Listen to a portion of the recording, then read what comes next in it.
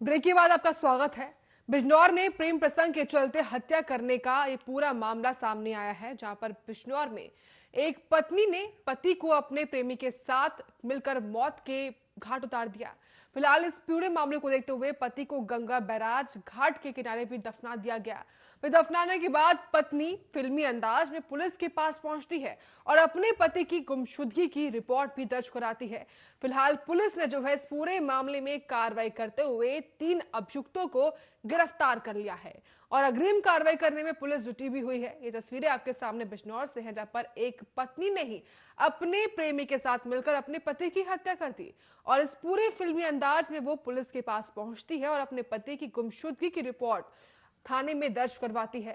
फिलहाल पुलिस ने इस पूरे मामले में कार्रवाई करते हुए, छानबीन करते हुए इन तीनों लोगों को गिरफ्तार कर लिया है और अग्रिम कार्रवाई करने में फिलहाल पुलिस जुटी हुई है। बिजनौर का ये पूरा मामला बता रहे हैं आपको, जहां पर एक प्रेम प्रसंग के चलते एक पत्नी ने ही अपने पति को मौत के घाट उतार दिया और अपने प्रेमी के साथ मिलकर अपने पति की जान ले ली है। फिलहाल पुलिस ने जो है इस पूरे मामले में तत्काल प्रभाव से कार्रवाई करते हुए इन तीनों ही लोगों को अपनी गिरफ्त में ले लिया है।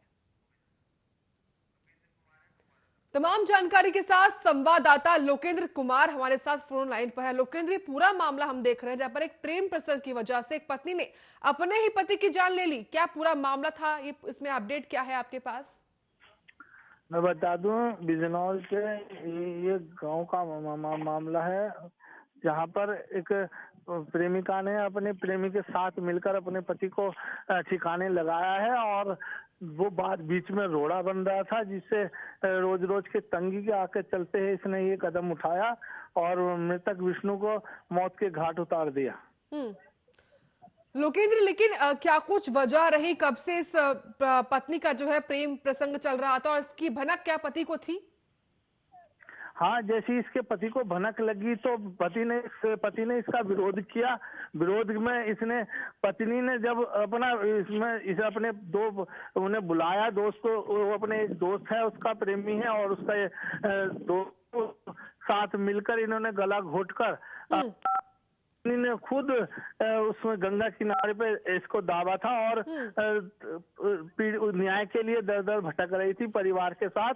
लेकिन जैसे ही इसके ससुर को ये लगा कि कहीं पत्नी का हाथ है, तो जब पुलिस ने उस गुत्थी पर कार्रवाई शुरू की तो सेहरा पोल खुल के सामने आ गई।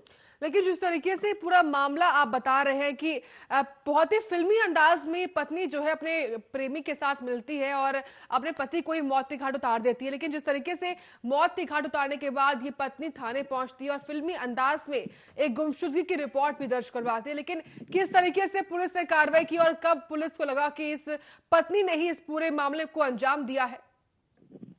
मैं बता दूं, जैसे ही ये कप्तान साहब के पास पहुंची न्याय के लिए, बिजनौर के नवलपुर गांव का मामला है, तो उसके जो लड़के के पिता थे उनको शक हुआ कि मेरे बेटे की ऐसी मौत नहीं हो सकती और ना ही गायब हो सकता। तो पत्नी पर उन्हें शक था, क्योंकि भनक तो प्रेम प्रसंग की लगी जाती है, तो उसके चलते पुलिस को बताया उसके पिता ने कि ऐसे इसका प्रेम प्रसंग इसके साथ है, उम्मीद है। तो उस पर पुलिस ने जैसे ही कार्य शुरू किया, अपनी जांच पड़ताल शुरू की, तो वो सामने निकल कर आया, सेहरा चेहरा सामने आ गया, क्योंकि फोन पे लगातार इनकी बात हो रही थी।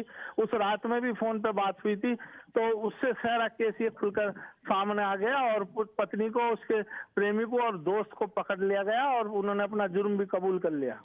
लोकेंद्र, कितने समय से इस महिला का प्रेम प्रसंग चल रहा था?